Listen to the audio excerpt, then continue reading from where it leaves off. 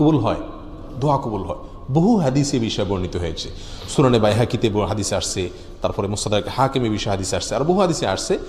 নবী আলাইহিস সালাম বলেছেন কয়েকটি সময় দোয়া কবুল হয়, তার ভিতরে একটি হলো বৃষ্টি নাজিলের সময়। অতএব বৃষ্টি নাজিলের সময় দোয়া কবুলের জন্য গুরুত্বপূর্ণ একটি সময়। এই সময় আমরা দোয়া করব। 6 নম্বর আমল হলো কি করব ভাই? দোয়া করব ইনশাআল্লাহ। আবারও বলছি আমলগুলো এক নজরে। 1 নম্বর আমল হলো বৃষ্টি যখন হবে তখন কি করব? 1 নম্বর আমল হলো বৃষ্টি যখন হবে তখন বৃষ্টির দোয়া পড়ব, আল্লাহুম্মা সাইয়্যিবান নাফিআ। ক্ষতিকর বৃষ্টি হলে তখন বলবো আল্লাহুম্মা হাওয়ালাইনা ওয়ালা আলাইনা। নাম্বার 2, বৃষ্টির সাথে ঝড়ো হাওয়া, তুফান যদি শুরু হয় বা তার আগে পরে তুফান দেখা যায়, তাহলে আল্লাহর ভয়ে অন্তরে লালন করব, না জানি সেটা আল্লাহর গজব নিয়ে আসছে, না জানি তার পিছনে আল্লাহর গজব রয়ে গেছে। নাম্বার 3, বৃষ্টি যখন হবে তখন রহমাতান বলবো, অর্থাৎ আল্লাহর রহমতের আশা করব।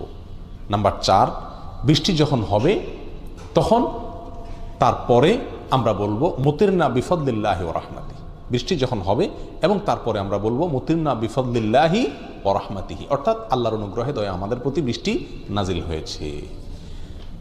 নাম্বার 5, বৃষ্টি যখন হবে তখন শুরুতে একদম বৃষ্টির পড়ার শুরুর দিকে সম্ভব হলে বৃষ্টির কিছু পানি শরীরে লাগানো, সেটা 2-4 ফোঁটাও হতে পারে, নবী আলাইহিস সালামের সুন্নাত এটা।